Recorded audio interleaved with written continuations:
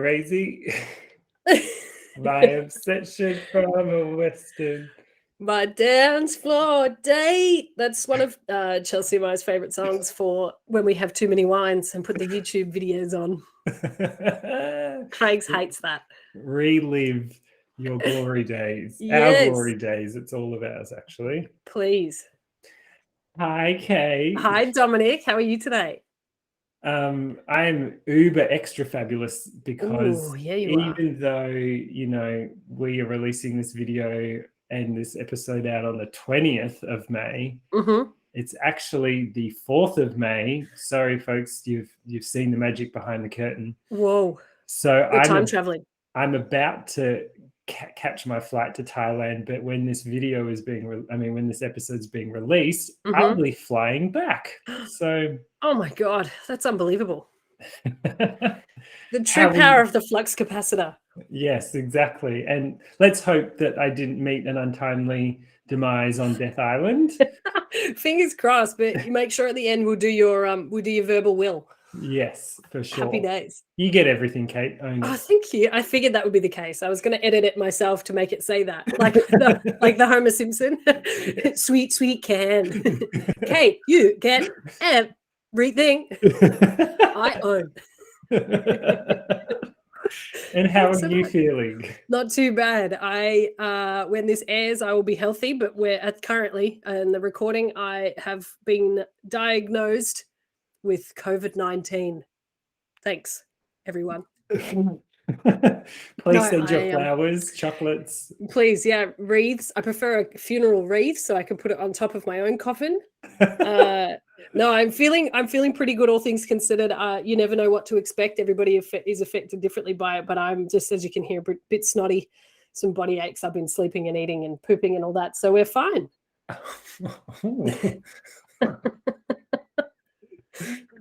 But I'm excited for today's episode. Yes, I'm excited that I don't have to talk too much, and I'll just, try and be my effervescent self. Well, we're really glad that you're toughing through it and joining us today. Absolutely.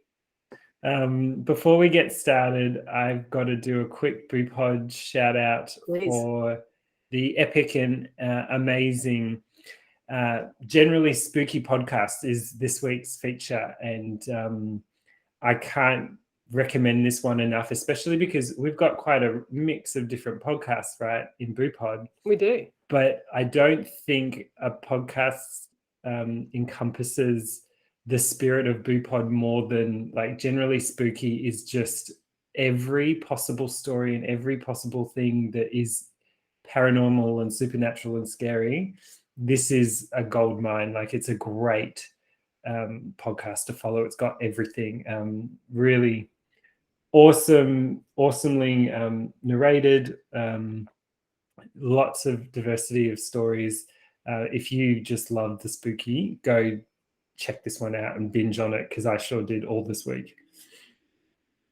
Amazing. Are we going to play a promo, or is there no promo this week? There is absolutely a promo. It's an awesome one too. So in 3, 2, 1. Take it away, Generally Spooky. I love Bapa da Boop Boop. Boop boop. Boop boop boop scoot. And we're back. Hi everyone, the magic of radio. We're using time machines, we're using magic. It's just all happening today. Yeah, so big shout out to obviously Generally Spooky podcast. I can't recommend it enough, so please go and support. I don't know how to quite pronounce their names. Alidi and Kieran, I think, is the best way. But go check them out. They're awesome. They're masters of what they do. So masters of their domain. Mm-hmm. All righty, let's get into this week's story, Kate. Yes, please. Please only intrude in my storytelling if you have something very funny to say or blow your nose. That would be awesome. Okay.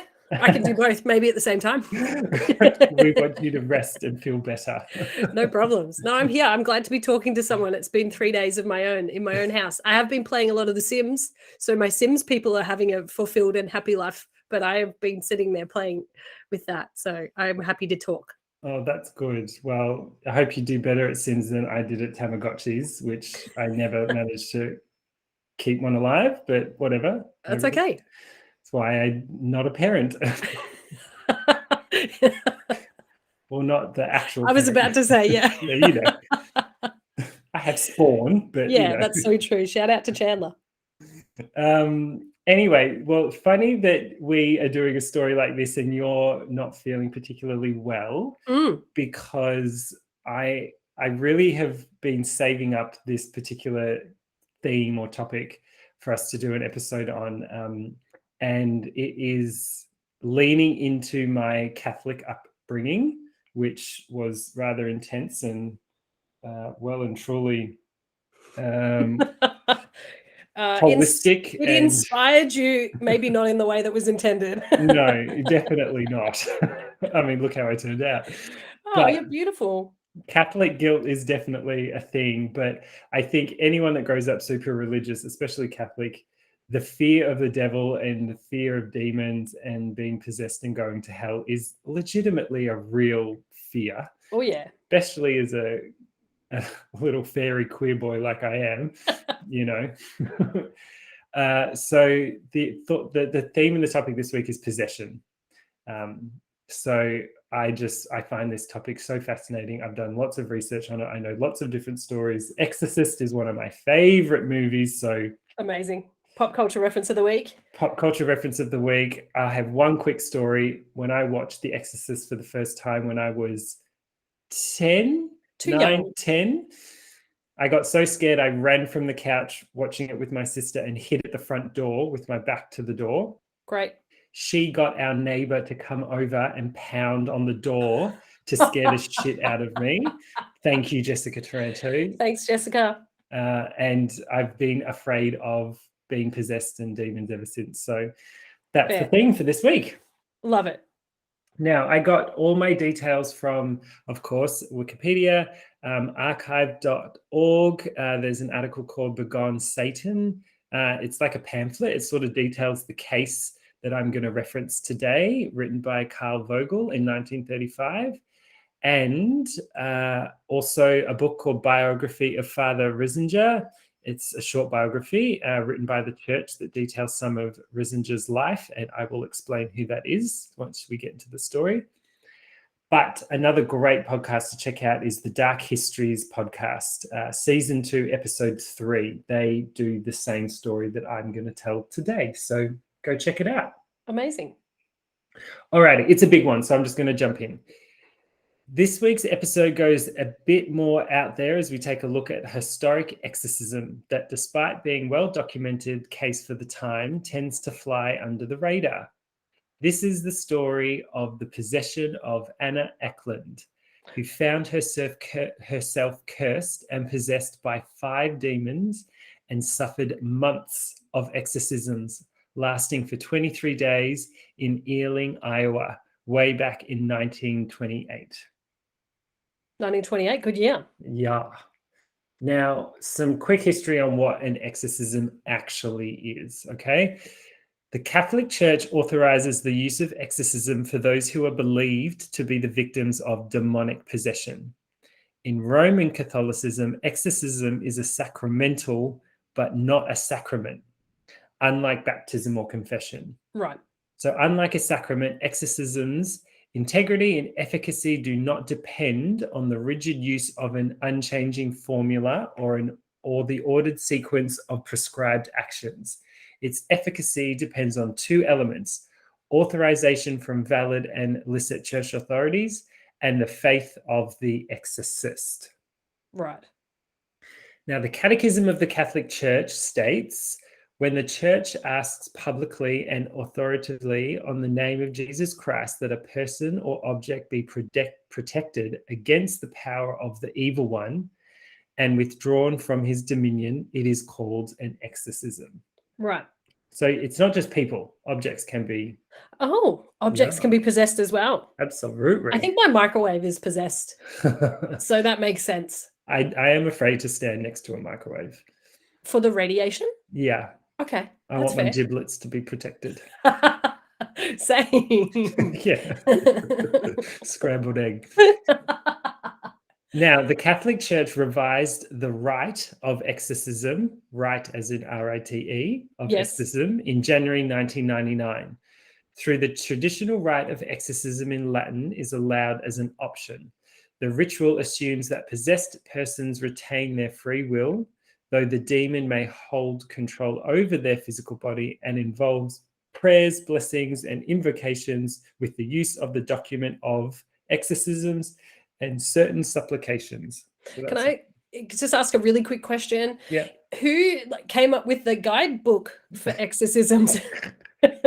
I assume it's from teachings in the Bible or, something along those lines. But, who's got the how-to, the wiki how to perform an exorcism? Are you I'm going to get actually into going to that? go into that. Yes, amazing. All right, I know it's a bit dry, but I really No. think people have sort of this like Hollywood superficial version or knowledge of what exorcisms are. Without a shadow of a doubt. And I know a lot of pop culture reference chunks or bits of it, but like I'm very anti-religion, but I still find the history of it really, really fascinating. Oh, yeah. So yeah, I'm just gonna share some bit of backstory, and then we'll get into the story of Anna Ecklund. Hit me. Now, solemn exorcisms, according to the canon law of the church, can be exercised only by an ordained priest or higher prelate, with the express permission of the local bishop, and only after a careful medical examination to exclude the possibility of mental illness. The Catholic Encyclopedia, which was in 1908, enjoined, superstition ought not to be confounded with religion, however much their story may be interwoven, nor magic, however white it may be, with a legitimate religious rite. So there is a call out for, this isn't a place for magic. This, we've got to leave room for the phony and the fake. Sure. And mental health. Things listed in the Roman ritual as being indicators of possible demonic possession include speaking foreign or ancient languages of which the possessed has no prior knowledge, supernatural abilities and strength, knowledge of hidden or remote things which the possessed has no way of knowing, an aversion to anything holy, and profuse blasphemy and or sacrilege. Okay, how many of those have you ticked off the list? Like in the last 20 minutes? Yeah. All of them. Good. It's my goal to do that every single day. Now, the first official guidelines for exorcism were established way back in 1614. That long, okay? That was like near when I was born. Yeah, this is the oldest shit that we've talked about. All right. Now, these were grimoires, and they were widely known and used since the ancient period. Now, grimoires? Yeah, they're like. Is that from Lord of the Rings? It's kind of like a tome or a book, or I see. It's like a religious-y type book type thing. So technically, could have been from Lord of the Rings. Yeah, pretty much. Okay. Those guidelines were later revised by the Vatican in 1999 as the demand for exorcisms increased. Yeah, it was hot. Exorcisms were hot then. Yeah. They were trending. In the 15th century, Catholic exorcists were both priestly and lay, since every Christian was considered as having the power to command demons and drive them out in the name of Christ. These exorcists used the Order of St. Benedict's formula, Step Back Satan, around this time. Sounds like a song. Is that an album? Yeah. Step Back Satan, Satan. I like that. Yeah. By the late 1960s, Roman Catholic exorcisms were seldom performed in the United States, but by mid-1970s, popular film and literature revived interest in the ritual, with thousands claiming demonic possession. I really like the term seldom. Yeah. I need to use that more in my, like, just a turn of phrase. You seldom use it? Yeah, I seldom use it. Done. That's twice today. That's great. Maverick priests who belonged to fringes took advantage of the increase in demand and performed exorcisms with little or no official sanction. The exorcisms that they performed were according to contemporary American religion clandestine underground affairs undertaken without the approval of the Catholic Church and without rigorous psychological screening that the Church requires. All right. In subsequent years, the Church took more aggressive action on the demon expulsion front. Right? Yep. The DEF. Yeah, the practice of exorcism without consent from the Catholic Church is what prompted the official guidelines from 1614 to be amended. I mean, 300 years, you'll probably update it. Yeah, let's do it. Let's put an amendment in. The amendment established the procedure that clergy members and each individual who claims to be impacted by demonic possession must follow. This includes the rule that the potentially obsessed individual must be evaluated by a medical professional before any other acts are taken. Obviously. The primary reason for this action is to eliminate any suspicion of mental illness before the next steps of the procedure are taken. Since demonic possession, according to Roman Catholic teachings, is extremely rare and mental health issues are often mistaken for demonic possession, the Vatican requires that each diocese have a specially trained priest who is able to diagnose demonic possession and perform exorcisms when necessary. Excellent. The demon priest faction. Yeah, imagine having that as a little membership card. On my resume. Oh, sorry, that was my Blockbuster card. Let me get out my demon priest card. I'm definitely a member, I promise. Exorcists are plus. Oh, yeah. We do 2 for 1 on Friday. Yeah. All right. So when does the Catholic Church believe an exorcism is needed? Now, according to the Vatican's guidelines issued in 1999, the person who claims to be possessed must be evaluated by doctors, blah, blah, blah. Most reported cases do not require an exorcism because the 20th century Catholic officials regard genuine demonic possession as an extremely rare phenomenon that is easily confounded with natural mental disturbances. As the demand for exorcism has increased over the past few decades, the number of trained exorcists has also risen. In prior times, exorcists were kept fairly anonymous, and the performance of exorcisms remained a secret. Some exorcists attribute the rise in demand of exorcisms to the rise in drug abuse and violence, which leads to the suggestion that such things might work hand in hand. All right, here we go. Many times a person just needs spiritual or medical help, especially if drugs or other addictions are present. Totally. That's all I have to say to that. The specially trained priest and medical professionals will be able to work together to address the patient and be able to determine what type of illness the patient is suffering from. All right, blah, blah. I'm not even going to bother reading the rest of that crap. I liked it. 13 signs of possession, Kate. Yes, bring it on. I'm going to tick them off. All right. Number 1. Yep. Loss or lack of appetite.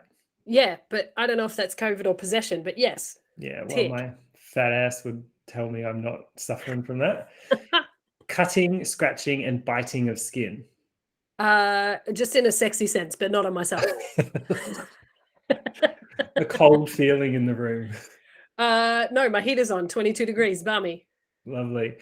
Unnatural bodily postures and change in the person's face and body.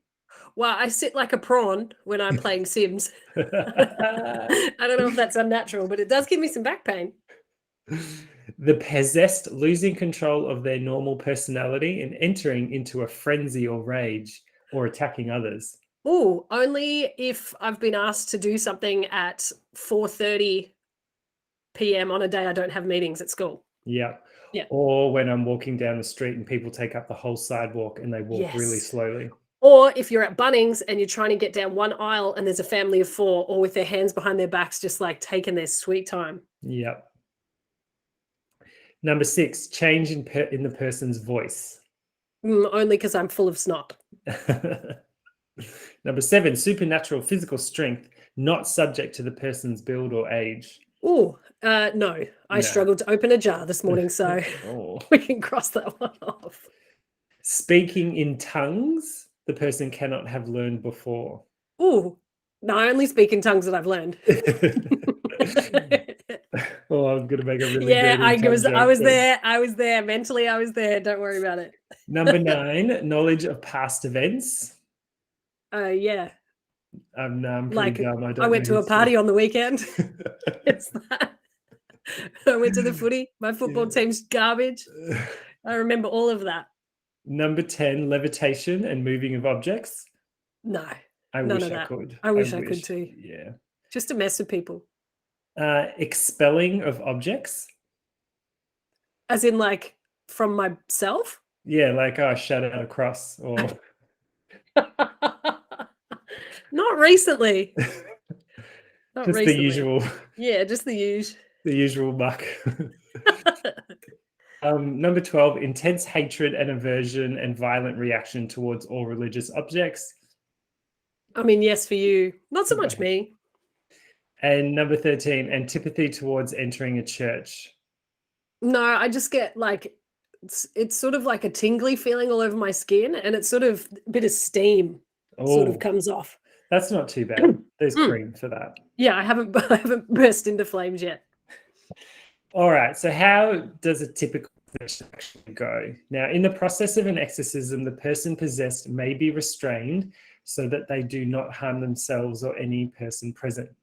The exorcist then prays and commands for the demons to retreat.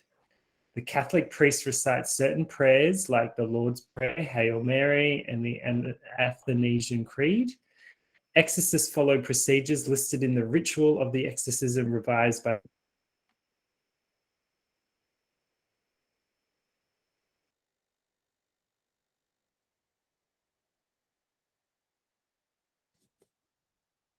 Oh, Dom, your computer's gone funny. It's lost the audio again.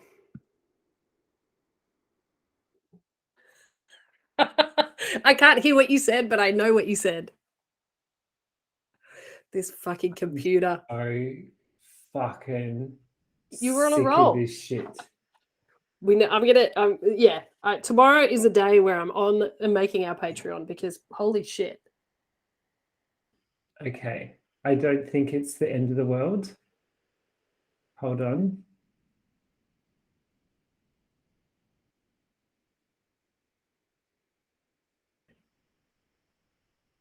Can you hear me? Yeah. I got you. I got you on camera.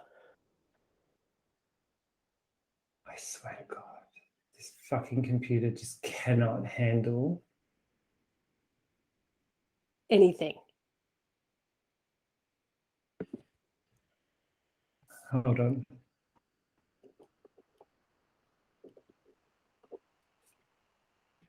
Okay. You ready?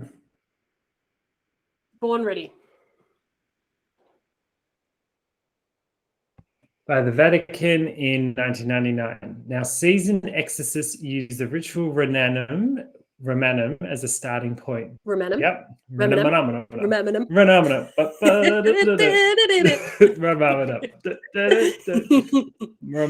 Anyway, they use the ritual Romanum as a starting point, not always following the prescribed formula exactly.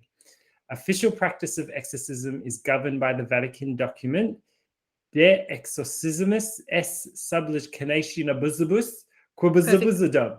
Oh, that's the same one in The Godfather 3. Right. It's just too, I'm not. It's too much. I don't do Latin, babe. It's okay. Nobody does Latin, Dom. Now, the Vatican actually offers a course on exorcism, which in 2019, for the first time, was open to members of other Christian denominations. I want to do a course real bad. Yeah. The course is called Exorcism and Prayer of Liberation. I thought it would be like Exorcism 101. And then you get Exorcism 102 when you pass that course. Yep. The Gale Encyclopedia of the Unusual and Unexplained describes that an exorcism was a confrontation and not simply a prayer. And once it has begun, it has to finish, no matter how long it takes. If the exorcist stops the rite, then the demon will pursue him, which is why the process being finished is so essential. After the exorcism has been finished, the person possessed feels a kind of release of guilt and feels reborn and freed of sin. Now, not all exorcisms are successful. The first time, it could take days, weeks, or months of constant prayer and exorcisms. Jeez. which is why we're about to get to the often misunderstood or forgotten story of the possession of Anna Ecklund. Brilliant. So here's a real life example, Kate. While I just puff on my vape. The suspense is killing us. Okay. The possession of Anna Ecklund. Then, too, her whole body became so horribly disfigured that the regular contour of her body vanished. Her pale, death-like and emaciated head, often assuming the size of an inverted water pitcher, became as red as glowing embers. Her eyes protruded out of their sockets. Her lips swelled up to proportions equaling the size of her hands, and her thin, emaciated body was bloated to such enormous size that the pastor and some of the sisters drew back out of fright, thinking that the woman would be torn to pieces and burst asunder. At times, her abdominal region and extremities became as hard as iron and stone. In such instances, the weight of her body pressed into the iron bedstead so that the iron rods on the bed bent to the floor. These were the words chronicled in Begone Satan, a pamphlet written by Carl Vogel, which documented a prolonged exorcism carried out on a young girl named Anna Ecklund in 1928. Heavily documented at the time and later in Time magazine, it was alleged that she had been possessed by several demons, including Beelzebub, Judas Iscariot, and Lucifer himself. Wait, isn't Beelzebub Lucifer? I think it's like... Or is it different? I think it's slightly different. Okay. Oh, must be. I mean, she was possessed by all three. She had a busy week. I love that someone was like, oh, I just did this work. I'm going to make a pamphlet. Yeah. You should see it. It's actually really interesting. You can see copies of the original. Oh, cool. From Yeah. 1928. Mm-hmm. Let's put it on our socials. We shall. Now, who is Anna Ecklund? I don't know. All right, you smart ass. Okay. I'm hoping you could let me know because I'm not sure. I've got a few pages on it. Now, Perfect. the story of Anna Ecklund is not one for the faint of heart. At the time of its publication in 1935, it would have been quite a terrifying and eye-opening education into the life and practices of one of the Catholic Church's more extreme solutions to the troubles of demonic possession.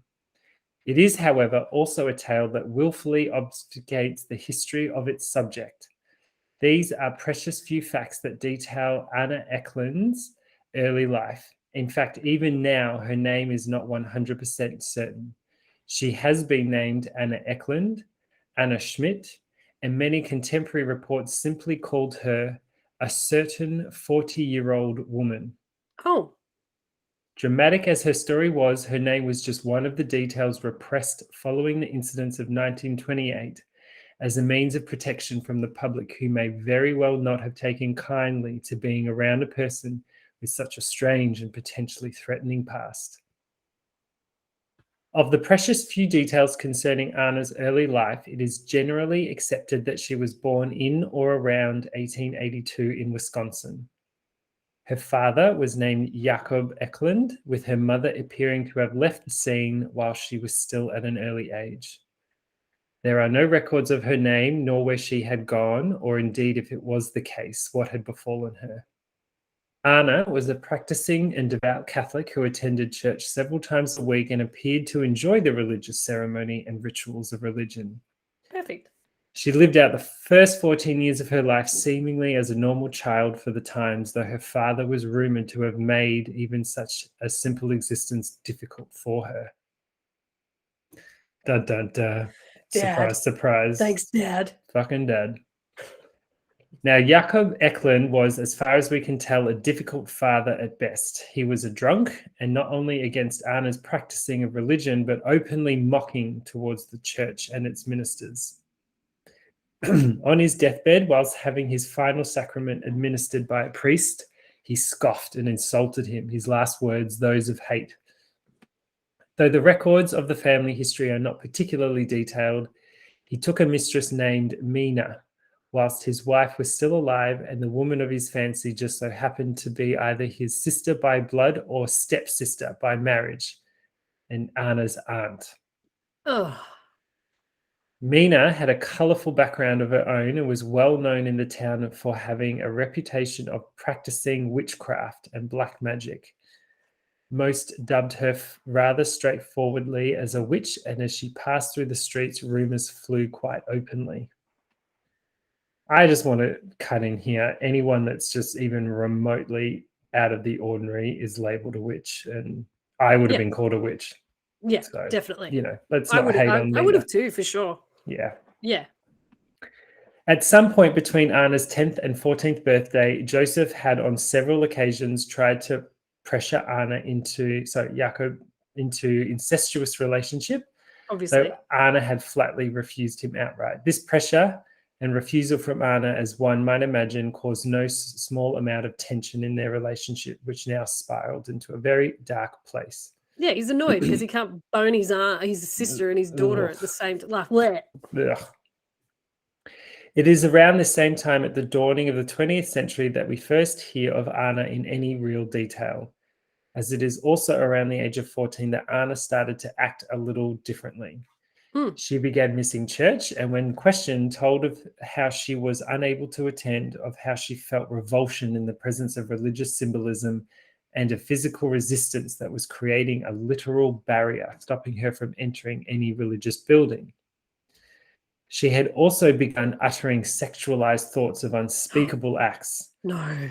Now, this behavior was deemed as a form of possession, and in 1908, Father Theophius Risinger was called to perform an exorcism, which he undertook apparently successfully on June 18th, 1908. Okay. Through this ordeal sees scant few mentions in any written history of the case. All seemingly went well, as again Anna's life falls into obscurity. One can assume that she lived a relatively normal life, if somewhat troubled. At some point, her father passed away, and once again, Anna was finding it more and more difficult to practice her religion. This time, her actions against her father had stepped up, and she found herself lashing out at her spiritual counselor, at one point attempting to suffocate him.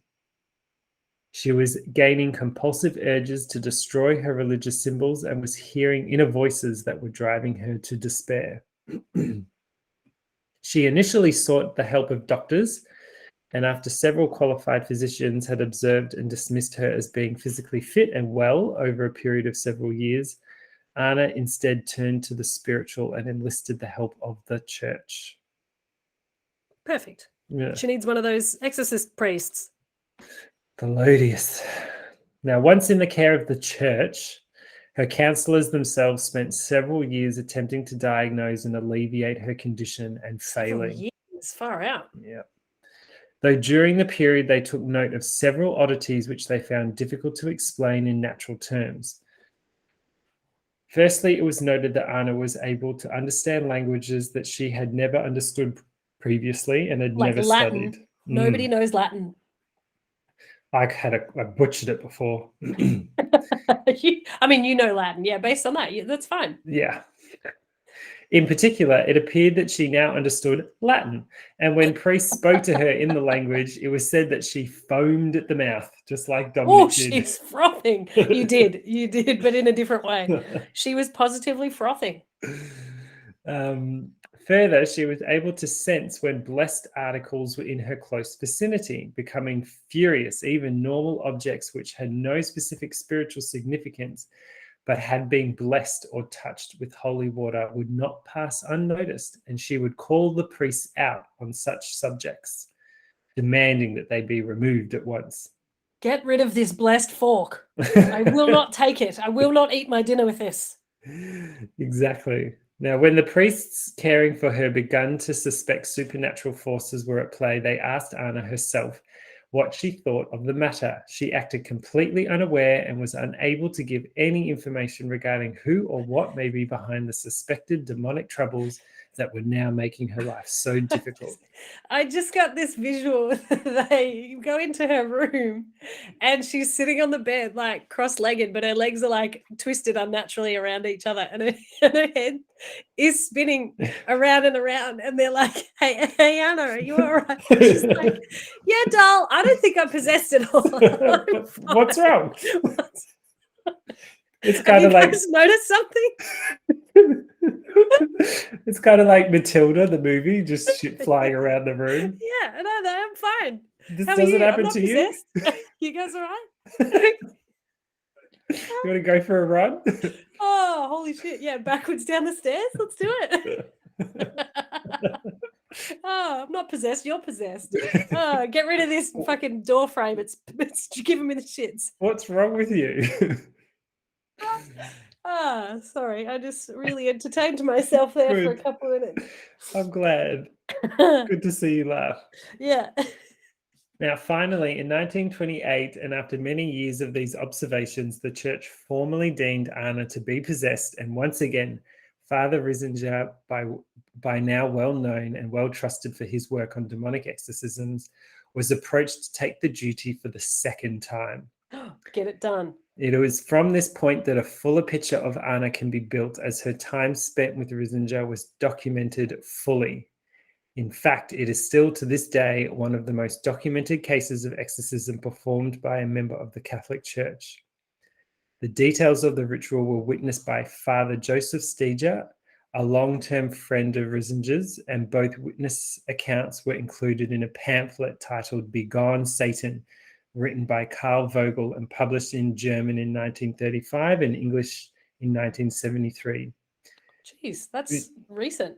Its original intentions were to act as an informational pamphlet to be handed out to seminarians of the church to inform and educate on the subject of demonic possession and the practice of exorcism. The pamphlet tells a very strange tale indeed. Do you want to know a bit about Riesinger, or do you not really care?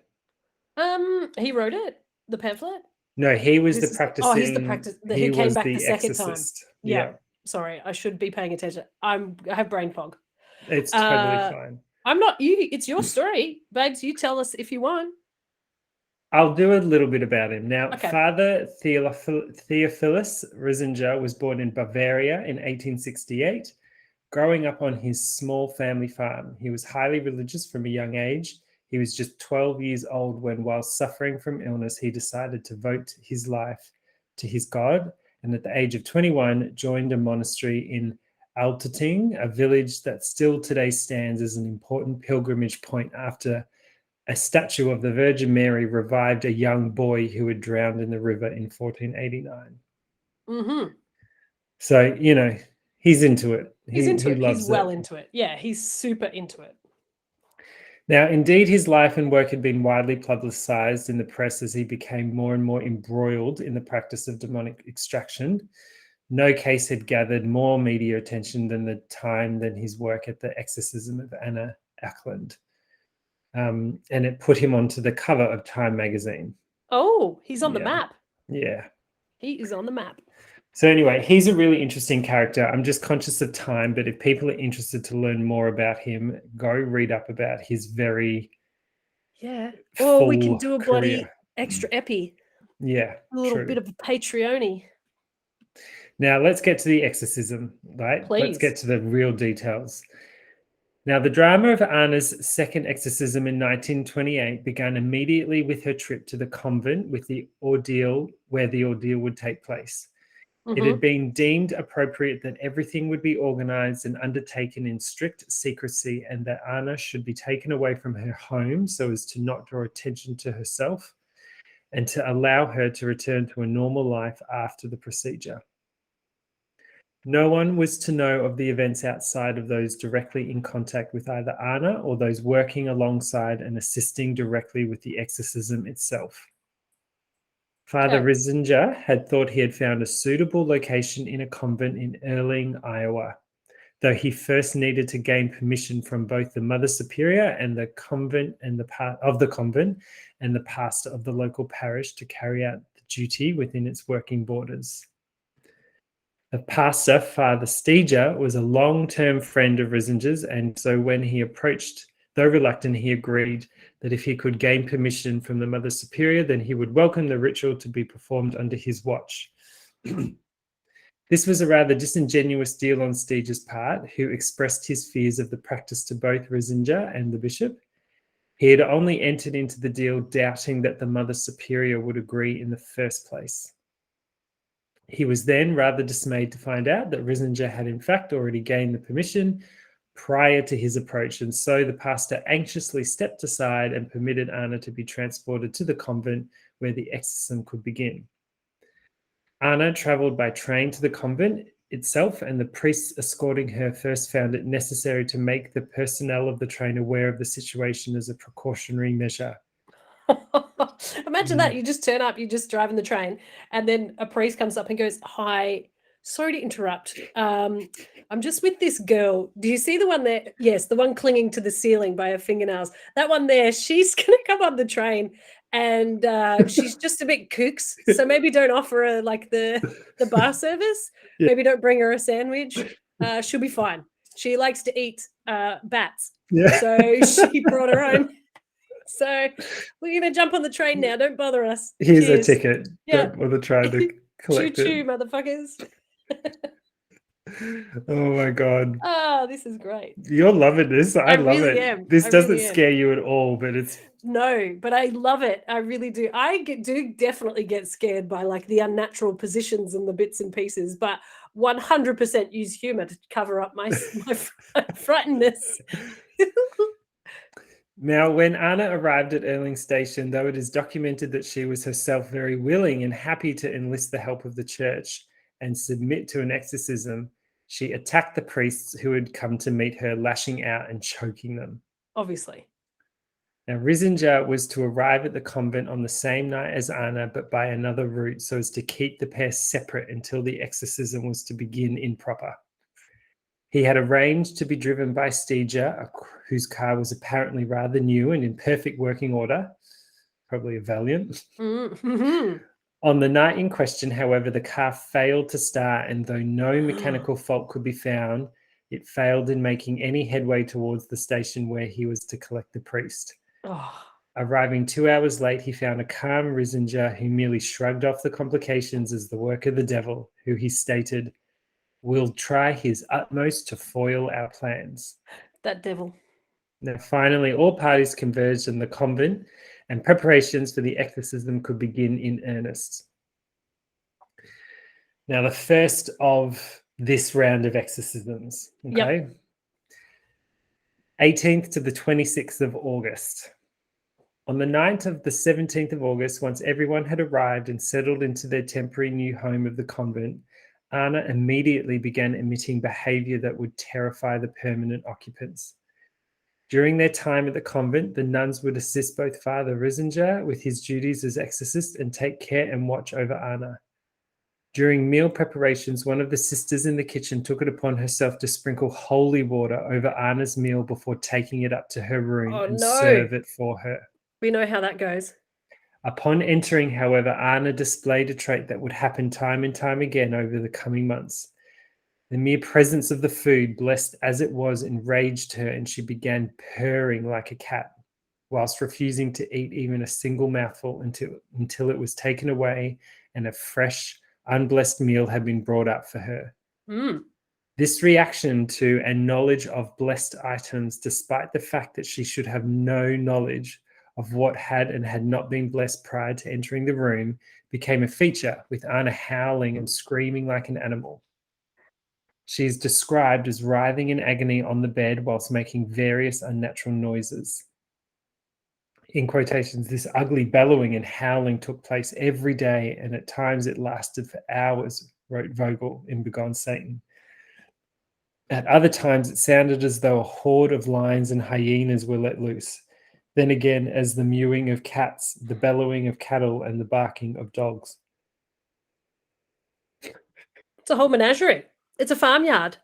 That's why you don't want to share houses with people anymore, because you listen to Are you possessed? Yeah. That should be one of the questions on flatmates.com. Do you require an over. exorcism? This consequently terrified the nuns who were assisting the exorcism and drove them to create a rotating schedule that allowed for each to work for only a short period before being able to rest and recuperate away from the screens. Yeah, they needed a break, work-life balance. Yep. This also created a second problem, that of the local villagers of Erling, who day by day during the performances of the exorcism could hear the sounds echoing from inside the stone convent's walls and gathered around exchanging quiet whispers of what they believed was happening inside. On the morning of 18th August, the exorcism began.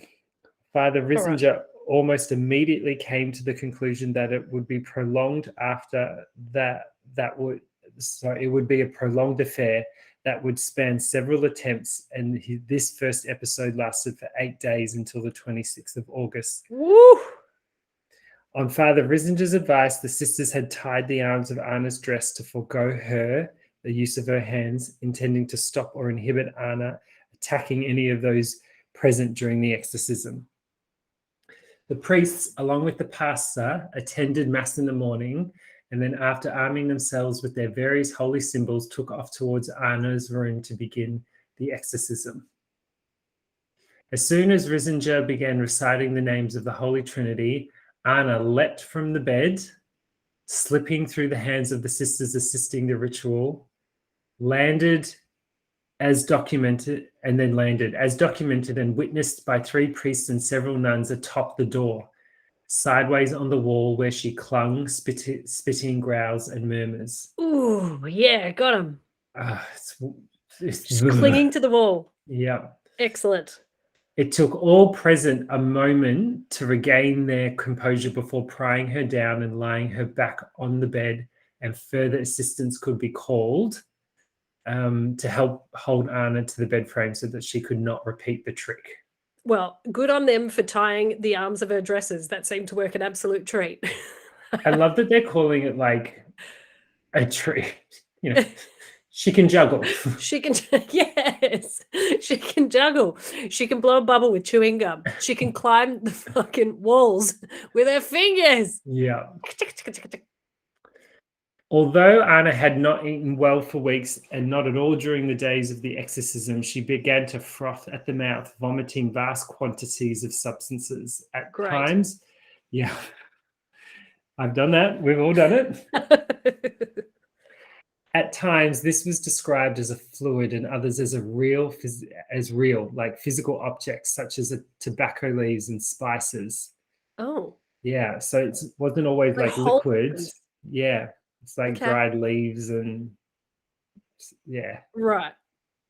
She had reportedly only taken a teaspoonful of water and milk on the mornings of the exorcisms. However, during the ritual itself, was said to vomit up to 20 or 30 times a day, these bizarre expulsions. Oh. At times described as quantities that were, humanly speaking, impossible to fit inside of a normal being. So she's like vomiting up more than that should actually be inside of her. A football and a salad bowl. And okay, got you. Think like Monty Python. Yes. Meaning of life. Yes. I'd like a mint. Yeah. An after dinner mint. Throughout it all, the room filled with such a foul stench, and Anna remained comatose, her eyes and mouth closed, apparently completely unaware of any commotion or physical goings-on. In her comatose state, with her lips unmoved, she spoke in various languages, predominantly in Latin, German, and English, while at other times she was described as communicating with the now familiar bestial growls and demonic murmurings. The evil spirit spoke in an audible manner from somewhere within her, they said. Through these bursts of speech, Riesinger learnt all manner of details concerning the demonic presences within Anna, and came to the conclusion that she was possessed by not only one demon, but 5. Those of her father Jakob and his mistress Mina, now apparently residing in hell, along with Beelzebub, Judas, and Lucifer himself. Wow, the whole gang's here. Yeah, it's a party. It's a party. Hope you brought some guacamole and dip. She can just puke some up if you Yeah. didn't. Don't worry about it. Now, alongside the main five were scores of other lesser demons that would arrive in packs, screaming and growling atop one another until they could be driven away by Risinger's exorcisms. This process of battle continued for 8 days until the group feared for Anna's life.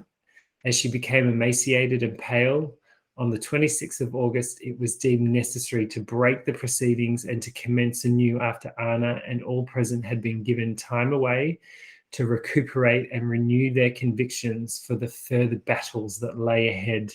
It was only after the exorcisms ceased that Anna would once again open her eyes and return to a normal waking state. Okay.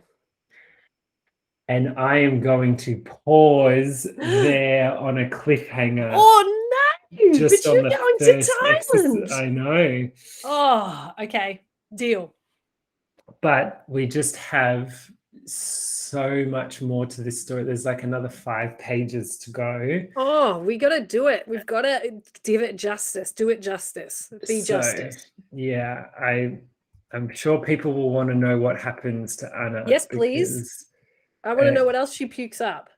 Yeah, it's pretty intense, but just for, for context setting, that was just the first exorcism. Amazing. I cannot wait. Yeah.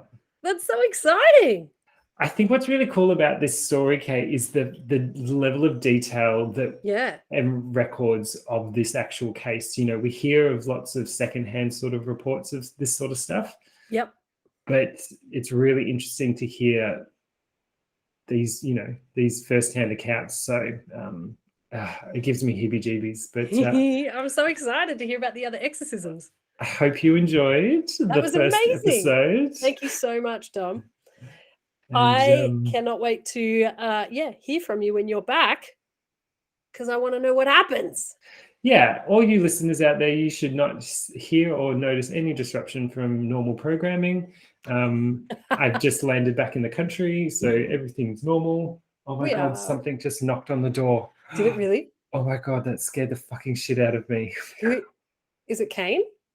It could possibly. He's home, but... No, we like something. It's spooky. It's Anna. Oh God. Oh, well, thank you so much, Dom. I hope you have had a lovely trip, and by the point where this comes out, and I will be immune to COVID-19 by that time as well. And then I cannot wait for part 2. Yeah, you were a legend for sticking around so much. Thanks, Kate. No worries at all. I will see you next time. I love you all, listeners. Please like, subscribe, click, whatever. Review. Everything. That's right. All right. Check out Generally Spooky Podcast. Yay! See you guys. Love you. Bye. Who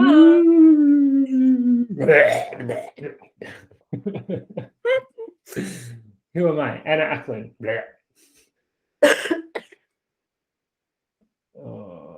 I just did not expect that story to go.